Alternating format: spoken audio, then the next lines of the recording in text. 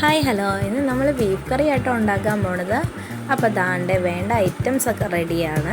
അപ്പോൾ മെയിനായിട്ട് ഞാനൊരു മസാല ആദ്യം റെഡിയാക്കാൻ പോകുക കേട്ടോ. നമ്മുടെ ബീഫ് കറിക്ക് വേണ്ട ഒരു മെയിൻ ഇൻഗ്രീഡിയൻസ് ദാണ്ടെ നമ്മുടെ മസാലക്കൂട്ടെല്ലാം കൂടെ ഒന്ന് ചൂടാക്കി ജസ്റ്റ് ഒരു നമ്മുടെ വറ്റൽമുളകും കൂടെ 2 എണ്ണം ആഡ് ചെയ്തിട്ട് നല്ലപോലെ ഒന്ന് ചൂടാക്കി അതൊന്ന് പൊടിച്ചെടുക്കാമെന്ന് വിചാരിച്ചു. നല്ല ഫൈൻ പൗഡറായിട്ടൊന്നും വേണ്ട, ജസ്റ്റ് ഒന്ന് നമുക്ക് ചതച്ച് പൊടിച്ചെടുക്കാമെന്ന് വിചാരിച്ചു. അപ്പോൾ അതാണ് കേട്ടോ നമ്മുടെ മെയിൻ മസാല.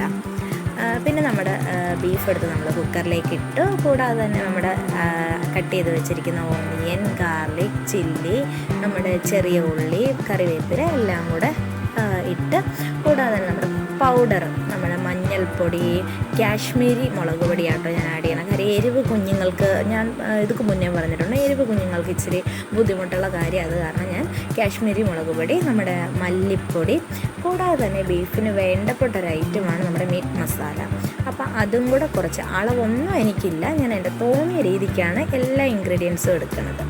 ഓക്കെ, അതിൻ്റെ ഒപ്പം നമ്മുടെ ഉപ്പും കൂടെ ആഡ് ചെയ്തിട്ട് വെളിച്ചെണ്ണ ഇട്ട് നല്ലതുപോലെ, വെളിച്ചെണ്ണയും കൂടെ മിക്സ് ചെയ്ത് നല്ലതുപോലെ ഒന്ന് മിക്സ് ചെയ്തെടുക്കണം. അത് വെറുതെ മിക്സ് ചെയ്തിട്ട് കാര്യമില്ല, അതിന് പിന്നെ നമ്മുടെ പൊടിച്ചു വെച്ച മസാല കൂട്ടുകൂടെ പകുതി എടുത്തു കേട്ടോ. ഇനി മെയിനായിട്ട് കൈ വെച്ചിട്ട് അടിപൊളിയായിട്ടൊന്ന് ഉടച്ച് തിരുമ്പിയെടുക്കണം. എല്ലാ വശത്തേക്ക് നമ്മുടെ ബീഫിലേക്ക് നമ്മുടെ മസാല എത്തത്തക്ക രീതിയിൽ അടിപൊളിയായിട്ട് തിരുമ്പി. ഓക്കെ, എന്തായാലും നമുക്കിത് വേവിച്ചെടുക്കണ്ടേ. അപ്പോൾ ഫ്ലെയിം ഓണാക്കി നമ്മുടെ ബീഫ് നന്നേ ഒന്ന് വേവിച്ചെടുക്കാം. ബീഫ് വേവിക്കണ ഒരു ടാസ്ക് എന്ന് പറയാനില്ല, വേവാൻ ഇച്ചിരി പാടായിരുന്നു. അപ്പം ഒരുപാട് വിസിലടിച്ചു, ഒരു 10-12 വിസിലെങ്കിലും അടിച്ചതിന് ശേഷമാണ് നമ്മുടെ ബീഫ് ഒന്ന് വെന്ത് കിട്ടിയത്.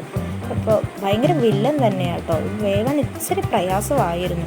അപ്പോൾ എന്തായാലും അടിപൊളിയായിട്ട് നമ്മുടെ ബീഫൊക്കെ വെന്ത് വന്നിട്ടുണ്ട്. ആ സ്മെല്ല്, വിസിൽ പുറത്തേക്ക് വരുമ്പോൾ തന്നെ നല്ല സ്മെല്ല് വരുന്നുണ്ട് കേട്ടോ. അപ്പോൾ എന്തായാലും ഒരു 12 വിസിലെങ്കിലും ഞാൻ അടിച്ചിട്ടുണ്ട്. ഈ പരുവത്തിൽ സംഭവം വെന്ത് കിട്ടിയിട്ടുണ്ട്. ഇനി അടുത്ത ഐഡിയാസ് എന്ന് പറഞ്ഞാൽ, ഐഡിയാസ് അല്ല, അടുത്ത പരിപാടി, നമുക്കിതൊന്ന് ജസ്റ്റ് ഒന്ന് താളിച്ചെടുക്കണം. താളിച്ചപ്പോൾ ചെറുതായിട്ടൊന്ന് കയ്യിൽ നിന്ന് പോയി, ഫ്ലോപ്പായി പോയി എന്ന് പറയാം. നമ്മുടെ വെളിച്ചെണ്ണയൊക്കെ ഒഴിച്ചു നമ്മുടെ കറിവേപ്പില ആഡ് ചെയ്തപ്പോൾ ജസ്റ്റ് ഒന്ന് കരിഞ്ഞു പോയി കേട്ടോ. അതിൻ്റെ ടേസ്റ്റ് വ്യത്യാസമൊന്നും വന്നില്ല. എന്നാലും നമ്മുടെ ജിഞ്ചർ ഗാർലിക് പേസ്റ്റും കൂടെ ഞാൻ ആഡ് ചെയ്തു. അതിലേക്ക് ചെറിയ ഉള്ളി ജസ്റ്റ് ഒന്ന് താളിക്കാൻ മാത്രമായിട്ട് ഞാൻ ആഡ് ചെയ്തു. പിന്നെ നമ്മുടെ ബാക്കിയുള്ള മസാല അതും കൂടെ ആഡ് ചെയ്തു.